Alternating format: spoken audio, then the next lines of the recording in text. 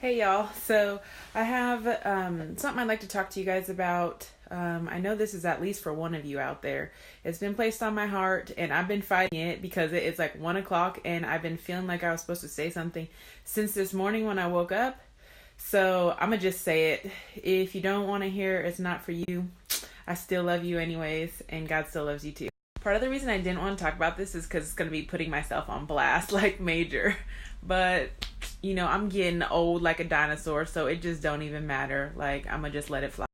So about a month ago, I quit my job at AT&T, which was a really good paying job. It had health benefits, like blah blah blah. So like nobody from the outside who doesn't know me knew why I quit the job. I didn't have anything lined up. It just didn't make sense to anybody. Let me tell y'all, that job was so freaking stressful. Like, I don't know if it just wasn't for me, but it was making me into a horrible person. I was just angry all the time because I was stressed out. I was angry all the time. I was spending like 3 hours at the gym every night, which that's great if it's a healthy thing, but it wasn't a healthy thing. I was trying to get out all of my feelings and they still weren't coming out. For those of you who don't know that I struggle with bulimia, my bulimia flared up again. I was throwing up my food all the time, stressed the heck out. The crazy thing is, before this job, even when I was broke, I was making so much progress. I was in church, and church doesn't mean anything if you're just going to show up. But I was going and I was getting fed the word, and I was with people who were building me up into the woman of God that like I knew that He had called me to be. And then I started this job and I wasn't able to go to church. I was missing small group. I was hiding in my room all the time. So it was just by myself, me with my stress, and back into my old coping mechanism. Sometimes people who don't believe in God or don't have a relationship with Him are like, how can you tell when He's telling you something or whatever? But He gets you in your heart. I mean, He made you, so He knows how to access you or how to speak to you. And I know He told me to leave this job like a month into it. And that didn't make sense to me because I was like, man, I'm about this money and that doesn't make sense. You just blessed me with this job. Why would you want me to leave? Crazy because not only was He telling me to leave the job, He used my counselor to tell me to leave the job. And He also used my second family, my East Tennessee family, the Lions, to also tell me to leave this job. And I still didn't listen because it didn't make sense to me. And I was like, you know what? I have bills to pay and it doesn't make sense. So I'm not going to do it. So I just ignored it. At some point it got so bad that I was throwing up 3 or 4 times a day, which is as bad as it had been in years. I mean, I had made a lot of progress. And like I said, I was spending all the time at the gym, literally just working myself, even with injuries, didn't care, had to be there. And that's because I was trying to deal with stuff that was way out of my league, and not involving God or the people that God had placed in my life to help me deal. It actually took until I was at my breaking point for me to listen and to choose to leave the job. And even when I was right at my breaking point, like feeling like I just didn't even want to be on this earth anymore, I still was thinking maybe I should hang in here and save up a little bit more money. And it was just always about the money, or like, what are people going to think about me if I just quit a job and have nothing lined up or whatever.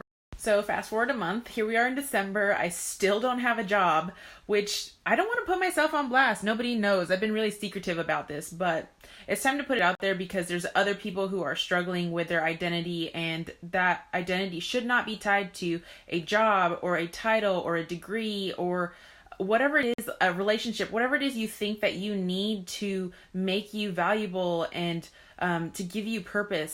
Have I been stressed out about this? Yes. Do I struggle with this daily? Yes. But do I think that there's a purpose behind this? Also, yes. This has made me have to depend on God. There is no title. There's nothing that makes me valuable or like a contributing member of society. In other people's eyes, people are like, what are you doing? And I'm like, I don't know. But I know that like in God's eyes, the day that I had the job, the day that I quit, there's literally nothing that's changed. I'm still who He says I am. When I was making all that money, yeah, it felt good to be making that money, but I was not able to be wise with it because I was so stressed out that I needed to be at the range blowing 500 to 700 rounds a week. And I needed to buy all of these shoes and clothes and whatever else I squandered my money on because I needed something to make me feel good and feel better and feel like this was worth losing everything that actually is me for this money and for this job. I'm here telling you, blathering on about all of my issues. Just to be real with you, everybody around you is probably struggling. You feel like you're by yourself because that's a trick that the enemy plays on you to make you feel isolated and make you keep quiet about what's going on, and it's a lie. So I said it once, I'm going to say it again. We are all struggling. Nobody has it easy. But the people who are able to find joy and find peace and find purpose and value and worth apart from everything, I guarantee you they have a relationship with God. You cannot do this by yourself. Believe me, I'm 26. I tried for 23 years to do this thing by myself, and I can't. And literally, even daily, like, I can't do it by myself. I have to depend on Him. Yes, I have blathered on, and some of y'all probably haven't made it this far, and that's fine. If there's one person that needed to hear this, then I am so glad that you listened, and I just want you to know that whatever you're going through, you don't have to face it alone. You really don't.